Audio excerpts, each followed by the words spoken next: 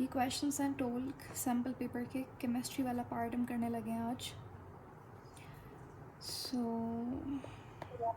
Question number 1 है हमारे पास, two chemical compounds are called isomers. इससे पहले हमने एक टर्म देखी थी जिससे हमने कहा था isotopes, remember? Yes, ma'am. Isotopes क्या थे? Same atomic number. Isotopes Different जैसे mass मेरे और पास अगर एक एलिमेंट है, ठीक है, कार्बन का एग्जांपल लेते हैं, एक ही एलिमेंट के जब एटम्स होंगे वो आइसोटोप्स कहलाएंगे अगर उनका एटॉमिक नंबर क्या है? same. एटॉमिक नंबर सेम है, एटॉमिक मास क्या है? डिफरेंट है। तो ऐसे एटम्स को जो कि एक सेम एलिमेंट के होंगे उन्हें हम कहेंगे आइसोटोप्स। जैसे कि कार्बन के आइसोटोप्स हमारे पास कार्बन 12, कार्बन 13 एंड कार्बन 14, ये सारे के सारे all of them are isotopes of carbon. ठीक है, इसी तरीके से आप कोई भी और एग्जांपल ले लें, हम नाइट्रोजन की बात करते हैं, 714 नाइट्रोजन 715, तो ये क्या, ये हमारे पास क्या हुए? नाइट्रोजन के आइसोटोप्स हो गए। Same atomic number, different atomic mass. अब यहाँ पे हमारे पास इन्होंने एक वर्ड दिया हुआ है आइसोमर्स, इसको हमने नहीं देखा था पहले किसी लेसन में, तो इसको आज हम पढ़ेंगे।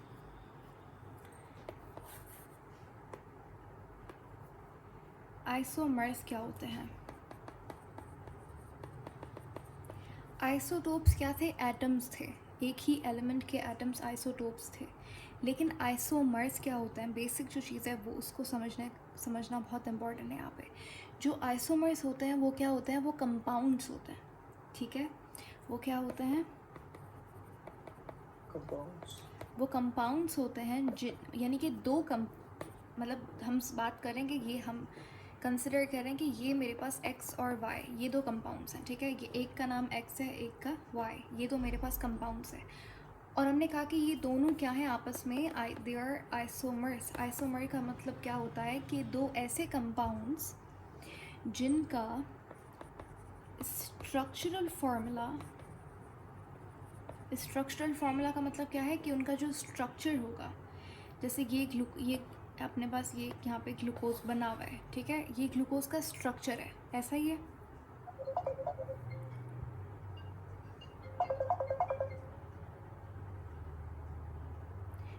तो ये कहलाएगा ग्लूकोज का स्ट्रक्चरल फार्मूला। ठीक है, Yes. तो आइसोमर्स क्या होते हैं? दो ऐसे कंपाउंड्स जिनका स्ट्रक्चरल फार्मूला डिफरेंट हो लेकिन उनका जो मॉलिक्यूलर फार्मूला हो Same. वो सेम हो। ठीक है, अब जैसे ग्लूकोज का एग्जांपल लेते हैं, ग्लूकोज का फार्मूला क्या होता है? 6,6H12O. ये होता है ग्लूकोज का फार्मूला, C6H12O6। अब यहाँ पे फ्रक्टोज का फार्मूला क्या होता है? Same. सेम होता है, C6H12O6। अगर मेरे पास ग्लूकोज और फ्रक्टोज का फार्मूला सेम है, यानी कि इसमें दोनों में 6 कार्बन, 12 हाइड्रोजन और 6 ऑक्सीजन, तो दोनों में डिफरेंस क्या है? क्या फ़र्क है दोनों में? हमने डिफरेंट शुगर्स क्यों बनाई? ये हमारे पास ग्लूकोज हो गया, ये फ्रक्टोज, क्या फ़र्क है दोनों में? फार्मूला तो सेम है। डिफरेंस आता है कहाँ पे? What? डिफरेंस आता है इनके स्ट्रक्चर में। ये यहाँ पे मैंने एग्जांपल के लिए यहाँ पे स्ट्रक्चर ड्रॉ किया। अभी गैलेक्टोज को थोड़ी देर के लिए इग्नोर करेंगे, हम ग्लूकोज और फ्रक्टोज पे फोकस करेंगे। अब देखें, दोनों का जो फार्मूला है वो सेम है, लेकिन दोनों का जो स्ट्रक्चर है वो मुख्तलिफ है। आप ग्लूकोज के अंदर देखें, ये एल्डिहाइडिक है या कीटोनिक है? Aldehyde. ये एल्डिहाइडिक शुगर है, ये एल्डिहाइड शुगर है। और फ्रक्टोज हमारे पास क्या है? Cationic. कीटोनिक शुगर है। बताया था ये मैंने कि एल्डिहाइड ग्रुप होता है, ये एल्डिहाइड ग्रुप यहाँ पे लगा हुआ, और ये रहा कीटोनिक ग्रुप। ठीक है, और एक तो ये डिफरेंस हो गया इनके फार्मूला में, और दूसरा डिफरेंस क्या है कि अगर आप चौथे कार्बन देखो, फोर्थ कार्बन अगर आप देखो,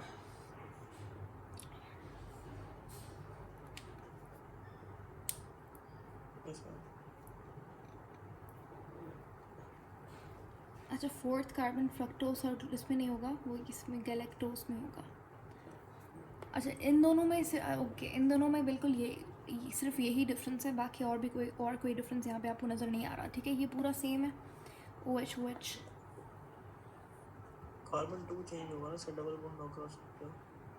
कार्बन 2 के अलावा ऐसा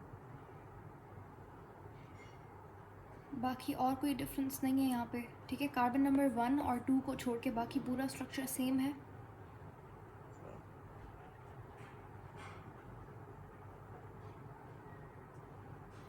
ठीक है, ये सेम है, सारे कार्बन सेम है बाकी।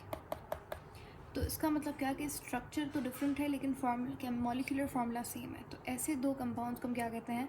हम इनको आइसोमर्स कहते हैं। अब ये ग्लूकोज, गैलेक्टोज और फ्रक्टोज, ये तीनों की तीनों आपस में आइसोमर्स हैं। आप गैलेक्टोज को भी देखें, अगर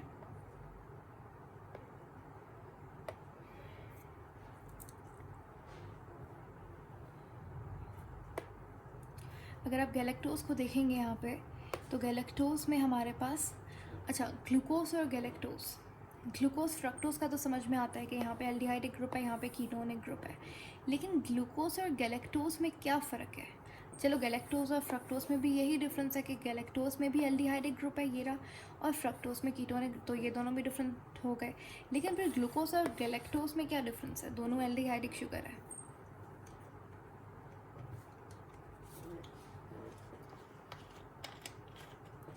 कार्बन 4 चेंज है।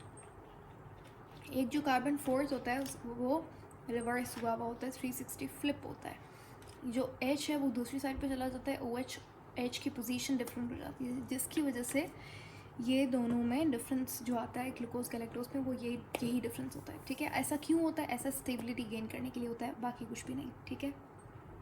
तो एक नई शुगर बन जाती है गैलेक्टोज, जिसे हम कहते हैं। समझ आ गया आइसोमर्स किसे कहते हैं? तो अब बताइए, what is the right option?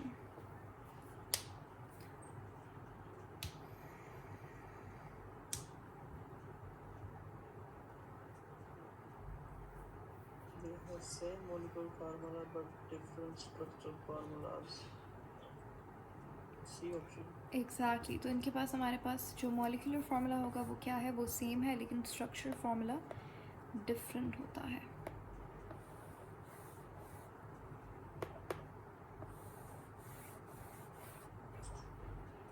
Question number 2 है हमारे पास, which of the following bonds has the highest ionic character?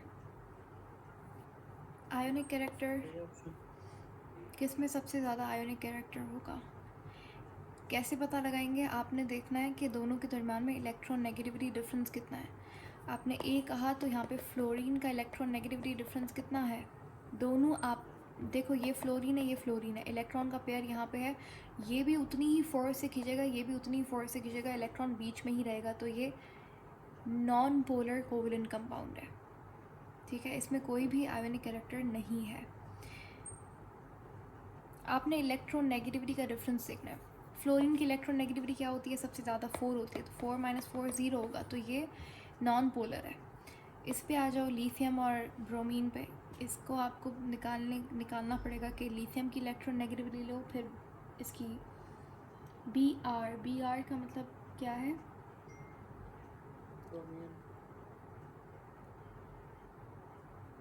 या ब्रोमीन। Bro- तो आपने चेक करना है इनका इलेक्ट्रॉन नेगेटिविटी डिफरेंस कितना है। तो इस तरीके से कार्बन हाइड्रोजन का almost electron negativity difference same ही होता है। एस और ओ का भी इतना नहीं होगा। यहाँ पे सबसे ज़्यादा जो स्ट्रॉन्ग मुझे बॉन्ड दिख रहा है जिसमें आयोनिक कैरेक्टर भी ज़्यादा होगा, वो होगा HCl। हाइड्रोजन की इलेक्ट्रॉन नेगेटिविटी कम होती है, 2.1 होती है। क्लोरीन की बहुत ज़्यादा होती है, 3.5 होती है। तो इन सब का आप निकाल के भी देख सकते हो, लेकिन अगर आपको नहीं भी पता लिथियम की कितनी है, ब्रोमीन की कितनी है, तो थोड़ा सा सोचने पे आपको आंसर आ जाएगा, क्योंकि HCl की अगर आप देखें तो इलेक्ट्रॉन नेगेटिविटी डिफरेंस इनका अच्छा खासा होता है, और ये कॉमन कंपाउंड भी है, तो आपको वैसे भी बताना चाहिए कि हाइड्रोजन की क्या होती है, क्लोरीन की क्या होती है, इस तरीके से। Okay, Yes, sir. Question number 3 है हमारे पास, sodium chloride content. Sodium chloride के अंदर क्या होता है? कौन सा बॉन्ड होता है?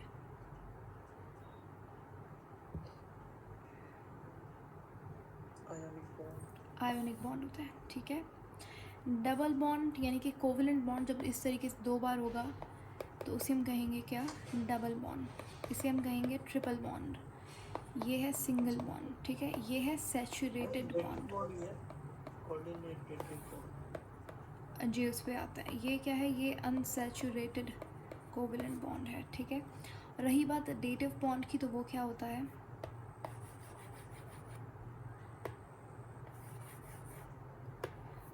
अच्छा तो हमारे पास dative bond, coordinate covalent bond, ये एक ही नाम है, ठीक है। आप डेटिव बॉन्ड बोलें या फिर कोऑर्डिनेट कोवेलेंट बॉन्ड या कोऑर्डिनेट बॉन्ड बोलें, ये एक ही बात है। जैसे आयोनिक बॉन्ड होता है, कोवेलेंट बॉन्ड होता है, वैसे ही हमारे पास थर्ड टाइप होती है, इसको बोलते हैं dative bond.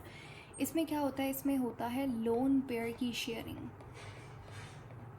Sharing of lone pair. Lone pair क्या होता है कि जो इलेक्ट्रॉन बॉन्ड बनाने में नहीं, जो इलेक्ट्रॉन का पेयर जो बॉन्ड नहीं बना रहा, ऐसे ही पड़ा हुआ है एटम के वैलेंस शेल में, उसको हम लोन पेयर कहते हैं। और जो बॉन्ड बनाता है वो बॉन्ड पेयर होता है। चलो नहीं समझ आया, इसको एग्जांपल से समझता है। जैसे कि हमारे पास यहाँ पे हम एग्जांपल लेते हैं ऑक्सीजन का, और यहाँ पे 2 हाइड्रोजन है, इससे हम लोग वाटर बना सकते हैं। तो यहाँ पे ये बॉन्ड बन गया, ठीक है। और ऑक्सीजन के लास्ट शेल में कितना इलेक्ट्रॉन होता है,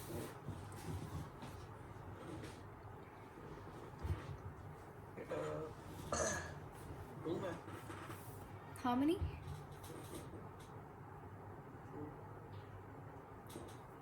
2 कैसे होगा, चार थे। ऑक्सीजन के लास्ट शेल में इलेक्ट्रॉन कितने होते हैं,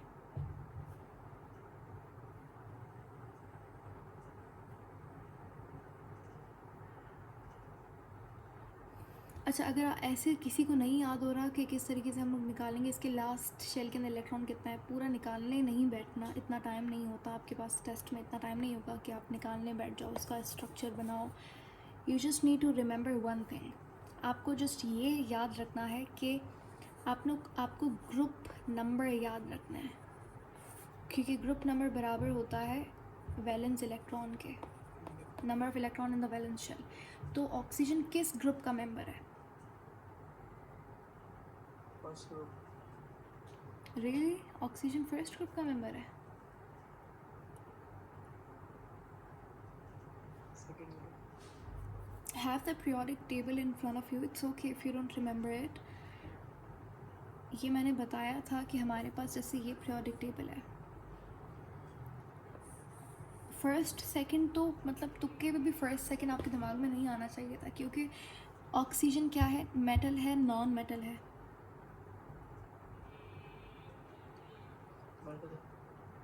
देखिए ऑक्सीजन गैस होती है और गैसेस क्या है हमारे पास सारी नॉन मेटल है।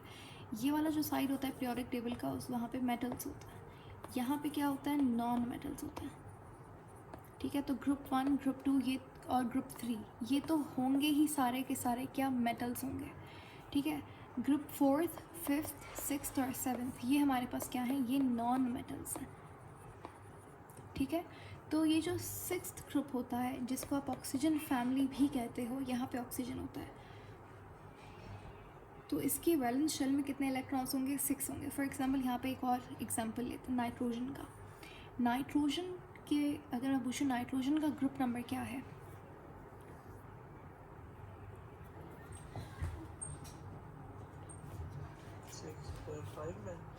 एग्जैक्टली गुड, 5 है। तो इसके वैलेंस शेल में आपको पता लग गया कितने इलेक्ट्रॉन है, 5 इलेक्ट्रॉन्स है। So it's a very simple trick, अब इजी लग रहा होगा, ठीक है। तो इस तरीके से आप पता लगा सकते हैं कि वैलेंस शेल इलेक्ट्रॉन्स कितने होंगे। तो ऑक्सीजन में कितने इलेक्ट्रॉन्स हैं, वैलेंस 6 में, ठीक है। तो ये 1 2 3 4 5 6, अगर आप यहाँ पे देखें, ये हाइड्रोजन के पास 1 इलेक्ट्रॉन, ठीक है। अब बॉन्ड बनाने के बाद 6 इलेक्ट्रॉन पहले से इसके पास थे, 2 इसको ये हाइड्रोजन से मिल गए, कितने हो गए, 8। तो ये स्टेबल हो गया। और हाइड्रोजन को एक ही इलेक्ट्रॉन मिल गया, 2 इलेक्ट्रॉन, ड्यूप्लेट रूल कंप्लीट हो गया, हाइड्रोजन भी स्टेबल है। तो हाईली स्टेबल कंपाउंड होता है पानी आपके पास। अब समझाना, मैं आपको क्या समझा रही थी, हम लोग समझ रहे थे डेटिव बॉन्ड के बारे में। अच्छा, डेटिव बॉन्ड को समझने से पहले आपको पता होना चाहिए कि लोन पेयर क्या होता है और बॉन्ड पेयर क्या होता है। देखिए ये जो इलेक्ट्रॉन है, ये इलेक्ट्रॉन बॉन्ड बना रहे हैं, मतलब मेहनत कर रहे हैं, काम कर रहे हैं ताकि जो मॉलिक्यूल बना है वो स्टेबल हो जाए, बॉन्ड बनाने का काम करें। इनको हम बोलेंगे बॉन्डिंग पेयर या फिर बॉन्ड पेयर, ठीक है।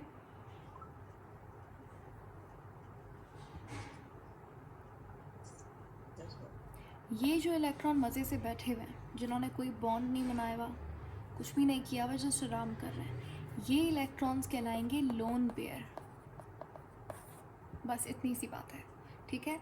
अब होता क्या है, जब एक मॉलिक्यूल कोवलेंट बॉन्ड बना लेता है, जैसे कि इस मॉलिक्यूल में हो रहा है, इसने कोवलेंट बॉन्ड बनाया हुआ है, ये खुद स्टेबल है। अगर यहाँ पे एक हाइड्रोजन है जिसके पास कोई भी इलेक्ट्रॉन नहीं है, जिसके पास कोई भी इलेक्ट्रॉन नहीं है, पॉजिटिव चार्ज वाला, यानी कि हाइड्रोजन आयन है। हाइड्रोजन के पास इलेक्ट्रॉन कितना होता है? एक होता है। इसने इसको भी दे दिया तो इसके ऊपर पॉजिटिव चार्ज आएगा, यानी कि इसके पास कोई भी इलेक्ट्रॉन नहीं है। Yes. इसको कितने इलेक्ट्रॉन चाहिए? 2 इलेक्ट्रॉन चाहिए। अब ऑक्सीजन, जब ये हाइड्रोजन H2O के पास आया तो अब देखें ऑक्सीजन के पास 2 लोन पेयर्स हैं। तो कभी कभी क्या होता है कि ये जो ऑक्सीजन है, ये लोन पेयर, ये जस्ट एग्जांपल के लिए समझा रही हूँ, ऐसा कोई स्पेसिफिक कंपाउंड एग्जिस्ट नहीं करता। 2-3 हैं जो मैं आपको बताऊंगी, डेटिव बॉन्ड करते हैं जो। अब यहाँ पे क्या हो रहा है कि ये जो लोन पेयर है, ये ऑक्सीजन कहते हैं अच्छा हाइड्रोजन आपके पास इलेक्ट्रॉन पेयर नहीं है, कोई बात नहीं, हम शेयर यहाँ पे दे देते हैं। तो जब कोवलेंट बॉन्ड बनाने के बाद अब ये जो लोन पेयर है, इसको अगर ये हाइड्रोजन को दे देगा तो हाइड्रोजन भी खुश हो जाएगा, ठीक है। लेकिन ऑक्सीजन ये कम्प्लीटली इसको डोनेट नहीं कर रहा, जस्ट यहाँ पे भी क्या हो रही है, शेयरिंग हो रही है। तो ऑक्सीजन तो पहले ही स्टेबल था 8 इलेक्ट्रॉन, हाइड्रोजन को भी 2 इलेक्ट्रॉन मिल गए, ये भी खुश, ये भी खुश। तो ये जो बॉन्ड बना है यहाँ पे इन दोनों के दरमियान में लोन पेयर की वजह से, ये कहलाएगा क्या?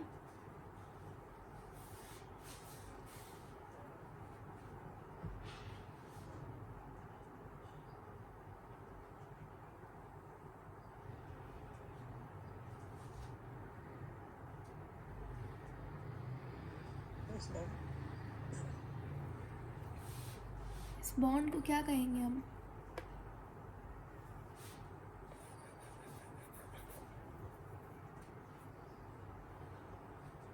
Bond pair, ma'am. अभी कौन सा बॉन्ड एक्सप्लेन कर रहे थे हम? Lone pair. Lone pair bond नहीं है। लोन पेयर तो जस्ट इलेक्ट्रॉन का, 2 इलेक्ट्रॉन का पेयर है जो कि बॉन्डिंग में पार्ट नहीं ले रहा। ये जो बॉन्ड बना है अभी, जो आपका क्वेश्चन था उसी को एक्सप्लेन कर रहे थे। तो यहाँ पे ये क्या था सवाल आपका? डेटिव बॉन्ड क्या होता है? तो ये होता है डेटिव बॉन्ड,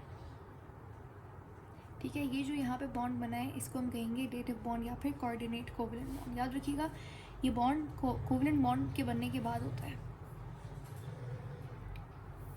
इसको एक और एग्जांपल से समझते हैं। अब इसमें जस्ट मैं आपसे यहाँ पे स्ट्रक्चर बनाऊंगी, but I am going to ask you guys the questions, सो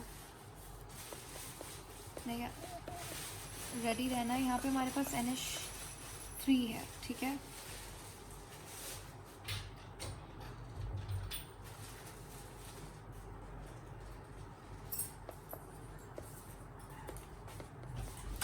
अब नाइट्रोजन के लास्ट शेल में इलेक्ट्रॉन कितना होता है? 5.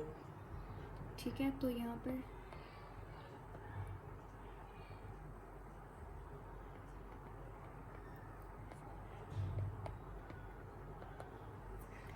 ये बिल्कुल सही बनाया है मैंने इसका वैलेंस इलेक्ट्रॉन। अब हम लोग बना रहे हैं NH3 का मॉलिक्यूल। NH3 का दूसरा नाम क्या होता है? अमोनिया, ठीक है। यहाँ पे ये बॉन्ड बना, ये हमारे पास कोवलेंट बॉन्ड बन गए। इसके नाइट्रोजन के पास लोन पेयर कितना है? 2, ma'am. पेयर बोला है तो क्या हो जाएगा? 2 मिला के एक एक पेयर। पेयर बनता है। तो यहाँ पे इसके पास एक लोन पेयर है, बाकी ये सारे बॉन्डिंग इलेक्ट्रॉन्स हैं, बॉन्डिंग पेयर है। तो अब यहाँ पे हाइड्रोजन है, हाइड्रोजन पॉजिटिव है, इसके ऊपर इसके पास कोई भी इलेक्ट्रॉन नहीं है, इसको 2 इलेक्ट्रॉन चाहिए। तो नाइट्रोजन क्या करता है? इसको अपने इलेक्ट्रॉन्स शेयर करता है। तो जो इलेक्ट्रॉन देगा उसके ऊपर उससे हम अच्छा डेटिव बॉन्ड के अंदर जो इलेक्ट्रॉन देने वाला होता है उसको हम इस तरीके के स्क्वायर ब्रैकेट्स के अंदर शो करते हैं। और इसने क्या किया? इलेक्ट्रॉन को दिया तो इसके ऊपर पॉजिटिव चार्ज आया।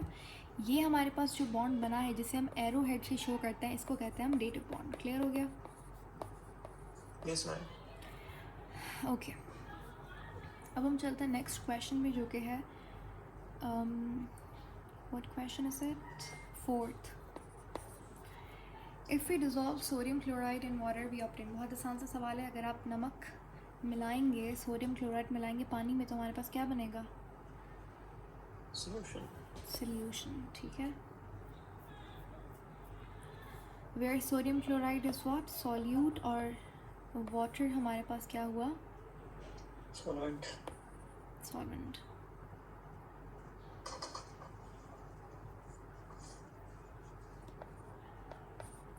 क्वेश्चन नंबर 5 है, consider the chemical reaction zinc plus copper is equal to copper plus zinc. और क्या बना है यहाँ पे?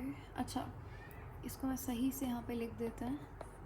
ये जो +2 है बेसिकली इसका चार्ज डाउन है लिखा हुआ है।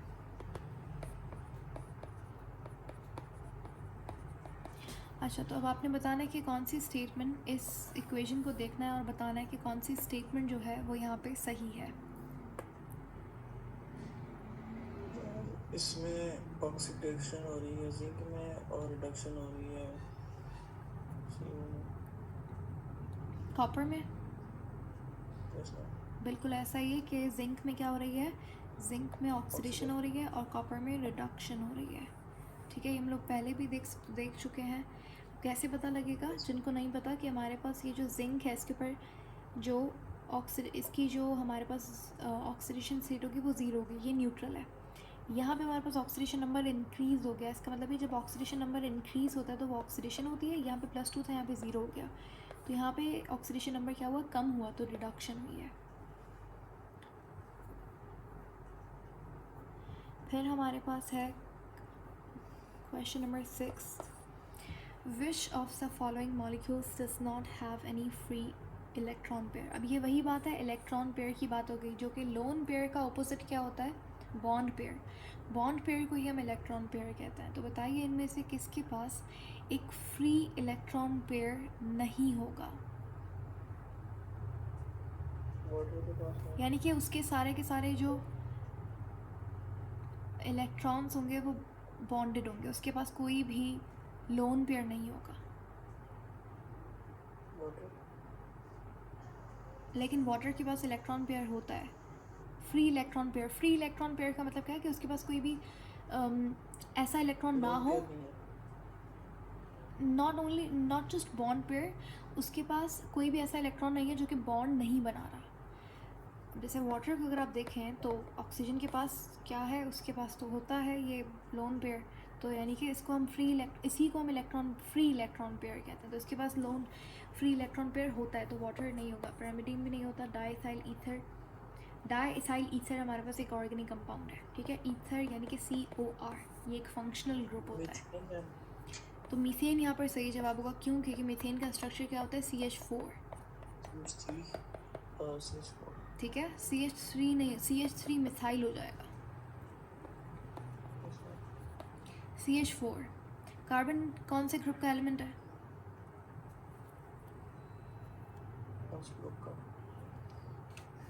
कार्बन नॉन मेटल है, तो दोबारा से आपने वही मिस्टेक नहीं करनी, नॉन मेटल्स फर्स्ट सेकंड में होंगे ही नहीं, पहली बात तो। फोर्थ ग्रुप का, तो इसकी वैलेंस शेल में 4 इलेक्ट्रॉन्स हैं, तो आप देखो कि चारों ही बॉन्डिंग कर रहे हैं, कोई भी इसके पास फ्री इलेक्ट्रॉन पेयर नहीं है, तो यहाँ पर सही जवाब मीथेन होगा। क्वेश्चन नंबर 7 है हमारे पास, the symbol for element mercury. Mercury जिसको क्विक सिल्वर, मर्करी का दूसरा नाम क्या है, क्विक सिल्वर, क्योंकि मर्करी आपने देखा होगा, अगर कभी देखा है पुराने थर्मामीटर्स के अंदर मर्करी होता था, तो ये कुछ ऐसा सा दिखता है, ठीक है। अगर आप देखेंगे आपको लगेगा कि इट्स लाइक फ्लोइंग सिल्वर, जैसे लिक्विड फॉर्म के अंदर चांदी हो, तो इसीलिए इसका दूसरा नाम है क्विक सिल्वर। खैर इसका सिंबल क्या होता है, इन्होंने पूछा है। Mg, are you sure? क्योंकि Mg मुझे लगता है मैग्नीशियम का सिंबल होता है।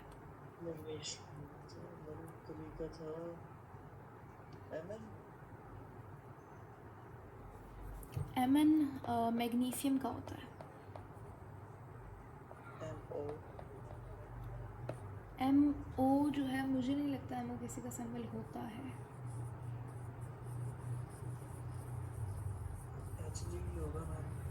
He तो हीलियम है। हाँ जी, Hg यहाँ पर सही जवाब है। ठीक है, He हीलियम है, ये मैग्नीशियम है, मैंगनीज है। Mo नहीं होता किसी का, आई गेस।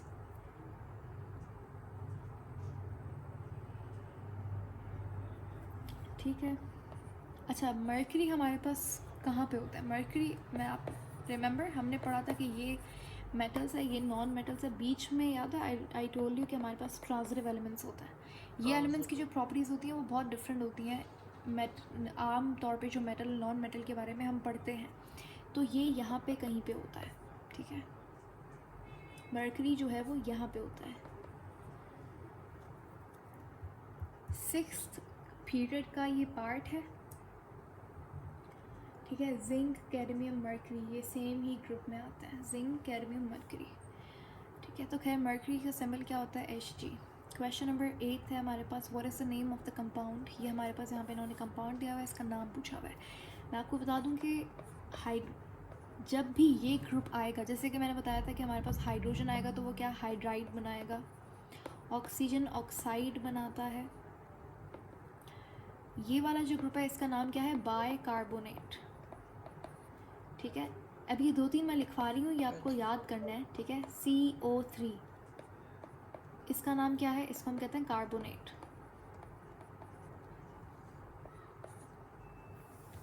SO4 -2 इसका चार्ज होता है, इसको हम क्या कहते हैं? सल्फेट। अभी फ़िलहाल आपने ये 3 याद रखने हैं। ठीक है, इसको क्या कहते हैं? HCO3 माइनस इसके ऊपर चार्ज होता है, बाय कार्बोनेट।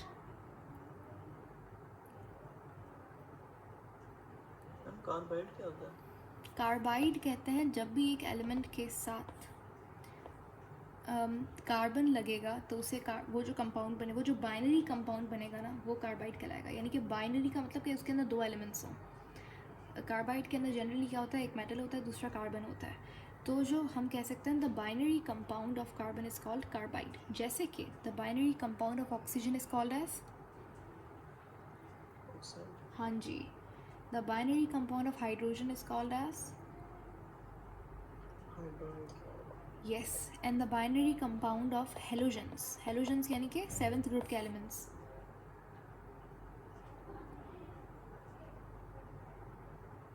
हेलाइड्स। ठीक है, जैसे कि फ्लोरीन, क्लोरीन, ब्रोमीन, आयोडीन, ये सारे के सारे क्या हैं? ये इनको हम हेलोजन कहते हैं। ये हेलोजन्स हैं। जब इनका बाइनरी कंपाउंड बनेगा तो वो हेलाइड कहलाएगा। फॉर एग्जांपल ये सोडियम क्लोराइड, तो ये क्या है? ये हेलाइड है। और हेलाइड क्या बना है? क्लोराइड है। यहाँ पे क्लोरीन है तो क्लोराइड हो गया। ठीक है, हेलाइड जनरल टर्म है, समझ आ गया? अच्छा, तो खैर यहाँ पे बताएं ये इसका क्या होगा नेम? कार्बोनेट, ये वाला बाइकार्बोनेट। ठीक है।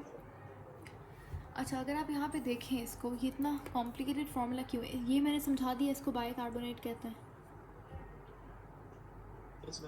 इसको कैल्शियम कहता है। ठीक है, लेकिन यहाँ पे 2 क्यों आ रहा है? क्योंकि मैंने यहाँ पे लिखा था HCO3, इसके ऊपर कितना चार्ज है? माइनस का चार्ज है। कैल्शियम की वैलेंसी कितनी होती है? इसको कितने इलेक्ट्रॉन की ज़रूरत होती है? सॉरी, कितने इलेक्ट्रॉन ये डोनेट करता है? मेटल है ना, मेटल डोनेट करेगा इलेक्ट्रॉन। अच्छा, ये कितने इलेक्ट्रॉन को डोनेट करता है? किसने में? कैसे पता लगाएंगे? आप देखें इसका ग्रुप कौन सा है। जिस भी ग्रुप में होगा उतने ही इलेक्ट्रॉन, मेटल उतने ही इलेक्ट्रॉन क्या करेगा? डोनेट करेगा। नॉन मेटल जिस भी ग्रुप में होगा, जितने जो उसका ग्रुप नंबर होगा इतने इलेक्ट्रॉन को एक्सेप्ट करेगा। सॉरी, जितना ग्रुप नंबर होगा उतना ही उसके पास वैलेंस इलेक्ट्रॉन होगा। कैल्शियम किस ग्रुप का मेंबर है?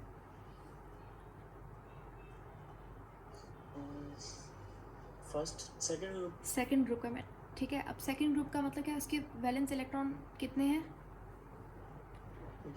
2 है। तो अब ये मैंने कहा था कि जब भी 4 से कम इलेक्ट्रॉन हो तो वो क्या करता है? इलेक्ट्रॉन को डोनेट करता है, तो ये 2 इलेक्ट्रॉन देगा। ठीक है, अब इसका +2 इसका क्या है? इसकी वैलेंसी +2 है, यानी कि 2 इलेक्ट्रॉन को ये देगा। अब इसके पास तो एक बाइकार्बोनेट एक ही इलेक्ट्रॉन को ले सकता है, तो हम लोग क्या करते हैं, 2 बाइकार्बोनेट को लेते हैं ताकि एक इलेक्ट्रॉन ले, दूसरा वाला दूसरा इलेक्ट्रॉन ले ले, इसीलिए यहाँ पे 2 लिखा है, ठीक है।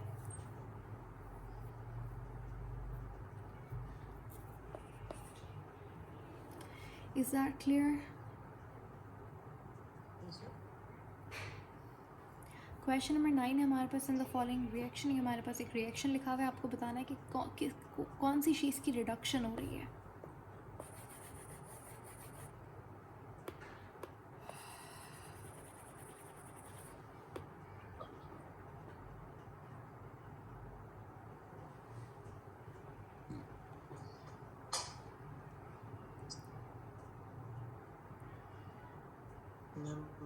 आयरन की एग्जैक्टली आयरन की, लेकिन यहाँ पे आयरन कौन सा, +2 या +3?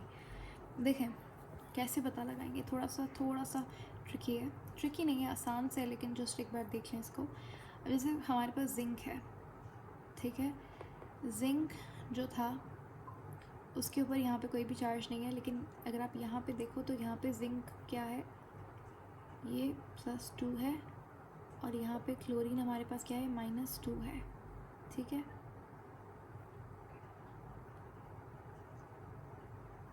ये समझ आ गया कैसे -2 कैसे +2 हुआ, क्योंकि क्लोरीन के ऊपर हमेशा नेगेटिव चार्ज आता है, वो एक 7वें ग्रुप का एलिमेंट है ना, तो 7 इलेक्ट्रॉन उसके पास होता है, 1 इलेक्ट्रॉन की ज़रूरत होती है, इलेक्ट्रॉन लेता है, लेकिन यहाँ पे दो क्लोरीन है तो 2 इलेक्ट्रॉन को एक्सेप्ट करेगा, तो इसलिए -2 लिखा है यहाँ पे, यानी कि 2 इलेक्ट्रॉन को ले रहा है। जिंक +2 होती है इसकी वैलेंसी हमेशा, ये आपको याद करना होगा। हमेशा आप ऐसे कैलकुलेट करने नहीं बैठेंगे कि अच्छा ये इस ग्रुप का एलिमेंट है, इसकी valency, no, you need to remember this, और ये आहिस्ता आहिस्ता विथ प्रैक्टिस याद होता है। जैसे कैल्शियम +2 है, सोडियम आपको पता होना चाहिए +1 है, मैग्नीशियम +2, इस तरीके से।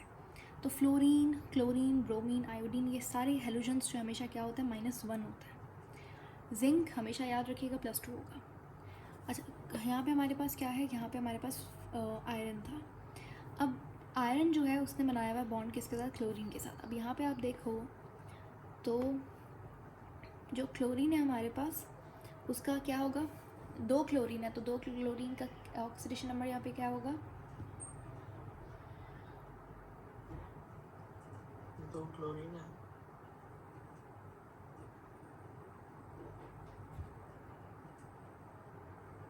+2 है, +2, यानी कि इलेक्ट्रॉन को ये देगा, हेलोजन इलेक्ट्रॉन को देगा।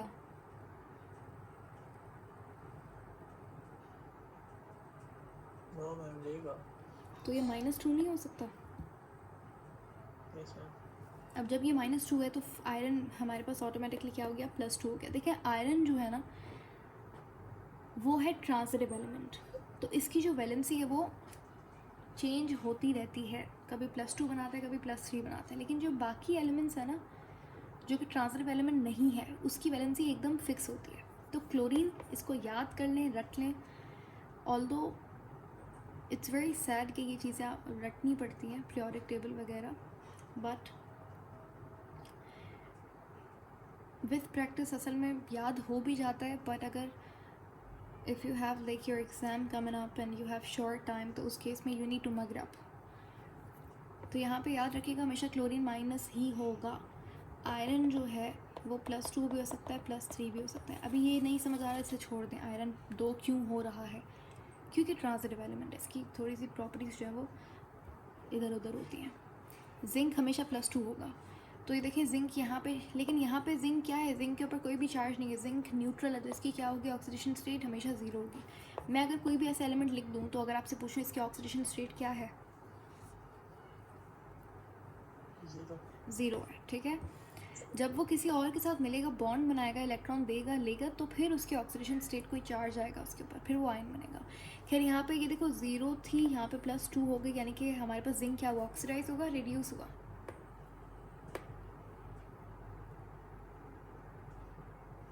जिंक ये 0 थी, +2 थी, क्या हो गया, ऑक्सीडाइज हुआ है जिंक, ठीक है। अच्छा ये जो क्लोरीन था ये यहाँ पे भी -2 है, यहाँ पे भी -2 है, तो ये तो सेम है, ना ऑक्सीडाइज हुआ है ना रिड्यूस हुआ है। अगर यहाँ पे आप देखें तो ये इसके ऊपर क्या हो गया, आयरन, ये वाले आयरन के ऊपर प्लस चार्ज, 0 होगी ना, अभी तो कहा था हमने। तो ये +2 है, ये यहाँ पे 0 हो गई, तो ये रिड्यूस हुआ ऑक्सीडाइज हुआ। रिड्यूस। तो इन्होंने पूछा है कि कौन सा रिड्यूस हुआ, तो हम कह सकते हैं आयरन +2। Yes ma'am. फिर है क्वेश्चन नंबर 10 हमारे पास, if a liquid is left in an open container, ये पहले भी हमने क्वेश्चन किया था, then it will slowly what.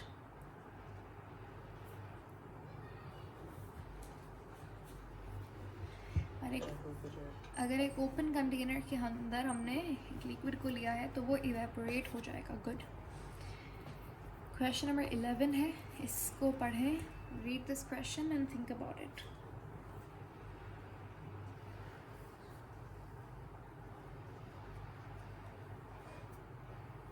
Oxygen, another element. An oxide is formed by Oxygen and other element. Exactly. तो ऑक्साइड मैंने बताया था कि बाइनरी कंपाउंड है, जब भी ऑक्सीजन किसी और एलिमेंट के साथ मिलेगा तो वो ऑक्साइड बनाएगा। ठीक हो गया। अच्छा जी, उसके बाद हमारे पास क्वेश्चन नंबर 12 है, पूछा है इन्होंने, polar covalent bond can form between, polar covalent bond किसके दरमियान में होता है?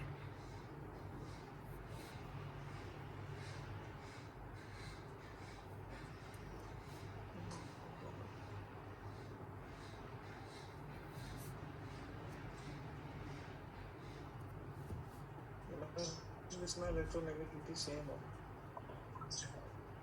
जिनकी इलेक्ट्रोनेगेटिविटी में डिफरेंस हो, सेम होगा तो वो नॉन पोलर हो जाएगा। जैसे फ्लोरीन, इसकी 4, इसकी 4 माइनस करें 0 आ गया, तो ये तो इलेक्ट्रोनेगेटिविटी इनका डिफरेंस क्या है, 0 है, तो ये तो नॉन पोलर हो गया। पोलर कोवेलेंट हमेशा जब बनेगा जब उनके दरमियान में कुछ ना कुछ इलेक्ट्रोनेगेटिविटी का डिफरेंस होगा। बी ऑप्शन, कौन सा? B, second option. B. Yes ma'am. 2 elements with different, exactly. तो पोलर कोवेलेंट बना कंपाउंड कब बनेगा, जब हमारे पास 2 एलिमेंट्स होंगे लेकिन उनका इलेक्ट्रोनेगेटिविटी का कुछ ना कुछ डिफरेंस रहेगा। बाकी ऑप्शंस तो बिल्कुल भी सही नहीं हैं। मेटल्स में तो कोवेलेंट बॉन्ड नहीं बनता, कोवेलेंट बॉन्ड बनता है 2 नॉन मेटल्स के दरमियान में। फिर हमारे पास question number 13, if we dissolve sodium chloride in water we obtain what.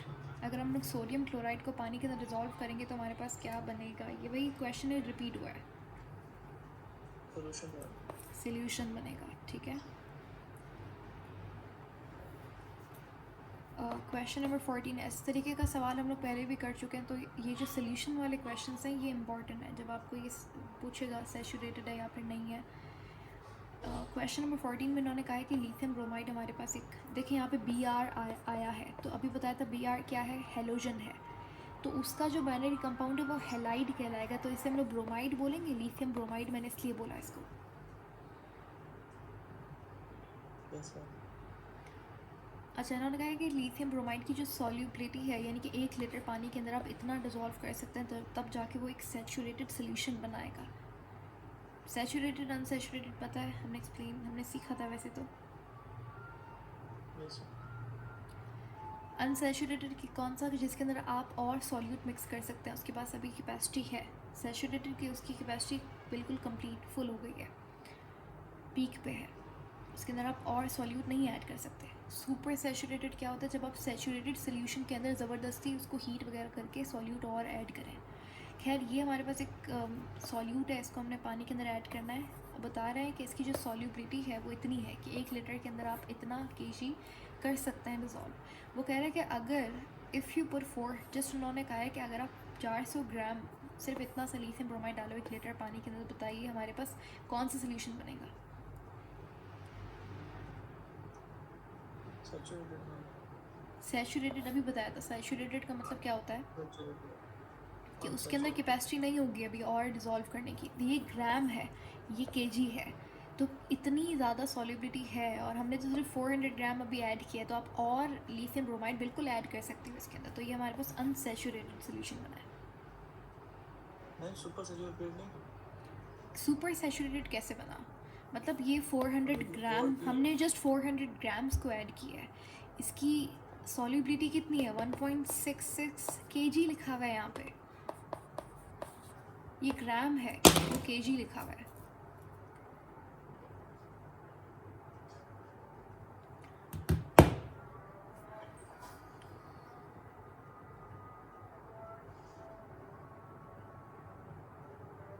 मतलब अगर आपके पास, अगर फॉर एग्जाम्पल दोनों के अंदर पानी सेम है, यहाँ पे भी 1 लीटर वाटर, यहाँ पे भी 1 लीटर वाटर, लेकिन यहाँ पे उसकी कैपेसिटी इतनी है, पानी 1 लीटर पानी की इतनी कैपेसिटी है। अगर मैं 400 ग्राम डालूँगी तो उसके बाद क्या मैं और नहीं ऐड कर सकती उसके अंदर लिथियम ब्रोमाइड? कर सकते हैं। तो इससे हम ऐसे सोल्यूशन को अनसैचुरेटेड बोलेंगे। Then we have the last question, जो कि है क्वेश्चन नंबर 15। इसमें उन्होंने पूछा था कंपाउंड। ये हमारे पास एक कंपाउंड गिवन है, आपको इसका नाम बताना है। बेसिकली इसके लिए आपको नॉमेनक्लेचर का पढ़ा हुआ होना बहुत ज़रूरी है, जो कि आप ऑर्गेनिक केमिस्ट्री में पढ़ते हैं। मैं वैसे बता दूं कि NH जो है हमारे पास, जब भी ये किसी भी ऑर्गेनिक कंपाउंड में आ जाए, सॉरी, डाइमिथाइल और dimethyl NH2। Let me explain first, उसके बाद आप देख सकते हैं। आप उसके बाद आप आंसर बताइएगा। आई एम श्योर कि पहले इसको थोड़ा सा समझ लेते हैं, उसके बाद देखते हैं इसका आंसर क्या है। तो हमारे पास NH है, NH क्या हो जाएगा? अमाइड हो जाएगा। 2 कार्बन, आपने यहाँ पे डाई मिथाइल बोला, ठीक है। मिथाइल किसको बोलते हैं? जब एक कार्बन हो, ठीक है। तो यहाँ पे 2 चेन्स हैं, एक ये चेन है, एक ये चेन है, ठीक है। एक कार्बन है तो ये हो जाएगी मिथाइल, ठीक हो गया। ये कितने कार्बन है? सिंगल कार्बन नहीं, ये चेन के अंदर कितना कार्बन है? 2 मैम। तो 2 कार्बन के लिए आप कौन सी टर्म यूज़ करते हैं?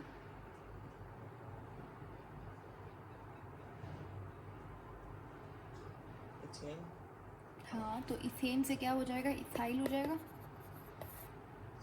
Yes ma'am. और ई पहले आता है M से, तो ये पहले ई लिखेंगे, इथाइल, फिर मिथाइल, फिर क्या आएगा? इथाइल, मिथाइल और एमाइड। अमाइड।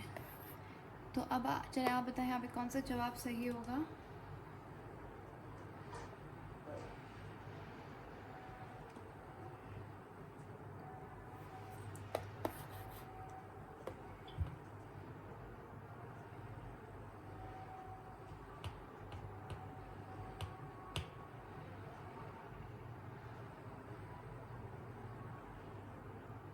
कौन सा जवाब सही होगा यहाँ पे?